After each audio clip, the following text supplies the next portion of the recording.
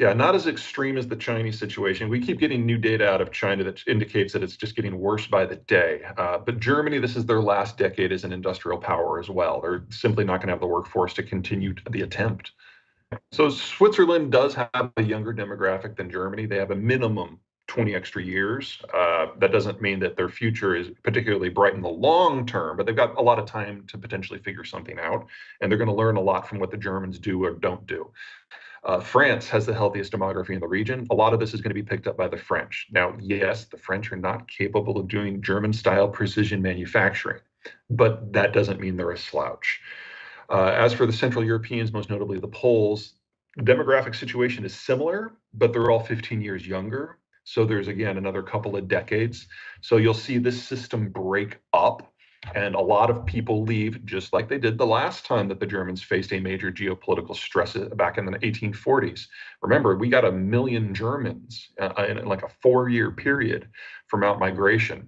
You're probably going to see something very similar again. The trick, of course, is whether the United States can fix its immigration system between now and when this break really happens so that we can take advantage. I hope it does. In the case of Germany, theoretically, emphasis on the word theoretically, it might be able to use immigration in some way. The scale of what is necessary would be huge, though. You need to bring in 2 to 3 million people under age 25 a year for the next 20 years. And if you do that, Germans are no longer a majority in their own country. So, you know, the cultural transformation. That's the rub. That's the cultural transformation of doing it so late in the day makes it much, much harder. So Canada is an example of a country that did it before. So the Canadian demography was very similar to the German demography 15 years ago. And so they started up a massive inward migration program under the Harper government, continued it under Trudeau. And I don't mean to suggest that they've solved it, but they've provided an interesting case study for how it doesn't have to change you. The United States has a much healthier demography than Canada had 15 years ago. And is generally the destination for a lot of countries who want, or people who want a better life. So we can theoretically make the decision to do this at scale. But the countries that we would reach to for that are now very different. So Mexico has been so economically successful over the last 30 years that net migration from Mexico to the United States has now been flat to negative for 15 years. And with NAFTA, they've industrialized and their birth rate has dropped. And so now they are a destination country for inward migrants as well. And so for the first time in US history, we've got Canada, the United States, and Mexico who are all on the same side when it comes to migration issues. That's a very different conversation that's being had now compared to just 5 years ago.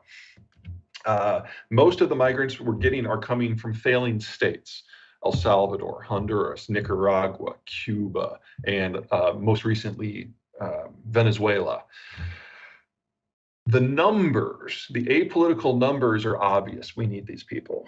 The politics are obviously more of a problem. And in that, the issue absolutely has been Donald Trump because he's done two things. Number one, he's closed down almost all methods for legal migration. So it doesn't matter if you don't know how to clean a window. It doesn't matter if you can design a supercomputer. You have to come illegally if you want to come to the United States. It's like, so all the people that we say that we want, we're saying they can't come either. Second, he built the wall. Now, the wall is going through the border zone, which is the most remote part of the American continent. The Chihuahuan and the Sonoran deserts are some of the greatest natural barriers in the world. And by building the wall, he has built 50 construction roads across this barrier in order to build something that's 20 to 30 feet tall. Well, I ask you this, if you can quadruple your income by using a ladder once, wouldn't you? Especially now that on the other side of that ladder is a road. Are roads. So Donald Trump functionally has been the most pro-illegal migrant president we've ever had. Now, the Biden administration is, if anything, as hostile to migration because he's attempting to bring the unions into his political coalition. Part of this whole, our politics are a mess, is that some of the factions have broken away already, and the unions are one of them. And they, as a rule, are the first or the second most anti-migration group in the country. So no one in Washington wants to talk about meaningful immigration reform until we know where the unions are going to land. That's not going to be this year or next year. Yeah, and framing it that way. And for most, it's too late. I mean, China's just too big. They could absorb all of the world's willing migrants, assuming the migrants wanted to go there, and it wouldn't be enough to move the needle. Canada is a very special case. Their percentage of foreign-born is triple that of the countries in second place, and it's a tie between us and Australia and New Zealand and Argentina, where we're all at right around 3%, whereas the Canadians are at about 10. Well, there's always the linear forecast fallacy. The idea is that the last 20 years had this percentage of growth, so the next 20 years will be that percentage of growth. I mean, by that logic, we're all going to be Nigerian by the year 2150. It's so, that's number one.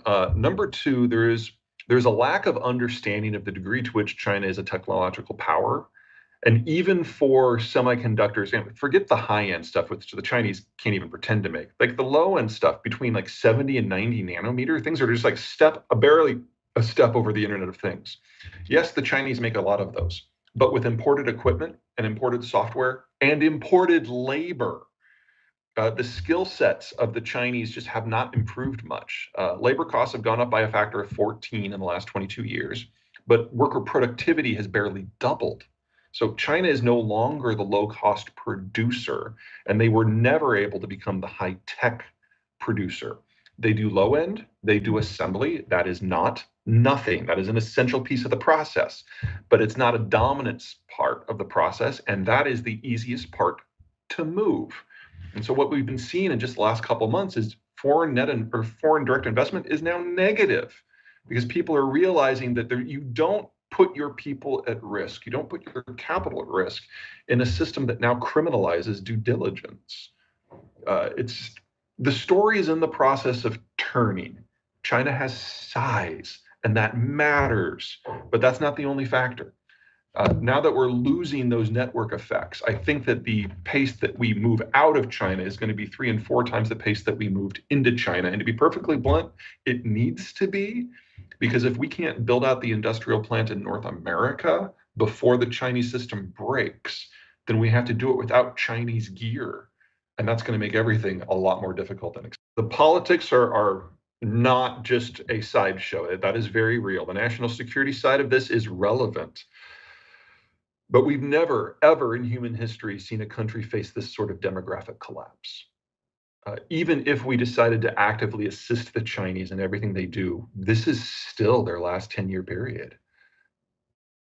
So we talked about Putin being, what happens if his back is up against the wall? What about Xi? Well, that's the problem. We don't know. There's this great story that I was told once. That basically, you remember back in January, just before the Ukraine war started, when the United States was releasing this intelligence that not a lot of people believed about what the Russians had planned up to and including the day that the war was going to start. Well, it turns out that we had found a way to weasel our intelligence system into their secure rooms, where there were basically giant safes where there was no eavesdropping possible. There was no electronics, but we managed it anyway, because Putin has an inner circle. Some of them are even competent. There's people he discusses things with. So there are phones you can tap, and there are faxes you can read, and emails you can hack. And it turned out their information security was not as good as we thought it was. And so we just shared it with everybody. There's nothing like that in China. It's not because they have better IT protection. It's actually much worse than the Russians. But Xi doesn't speak with anyone.